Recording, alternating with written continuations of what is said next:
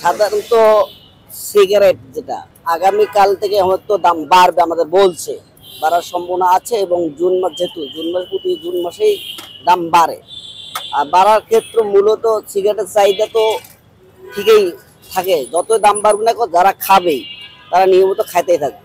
না না, আমাদের বিক্রি কমবে কেন? যারা নিয়মিত খায়, দাম বাড়লেও তারা খাবে, না বাড়লেও খাবে। বাজেট যখন বাড়ে আমাদের তো অনেক কষ্ট হয়, কারণ প্রতি বছর এরকম হয়। বাজেট বাড়লে আমাদের কষ্ট হয়, জিনিসপত্রের দাম বেশি বাড়ে, বাড়ে তো অনেক বেশি, তখনই আমাদের বেশি কষ্ট হয়। কাস্টমারের সাথে অনেক বার্গেনিং করতে হইব, কোনো জিনিসের কম নেই বা সব জিনিসের দাম বাড়ে, আমাদের সমস্যা হয়। কারণ আমরা ছোটোখাটো দোকানদার, যারা হোলসেলার বড় দোকানও এদের হলে আসা আলাদা। আমরা এক পিস বেশি, আমাদের তো বেশি কষ্ট হয়। কারণ এক সপ্তাহ আগে নিচে এক এক সপ্তাহ পরে তো আরেক তাহলে এবার যারা আমাদের নিত্য সবসময়ের কাস্টমার, এদের সাথে আমার বার্গেনিং বেশি করতে হয়।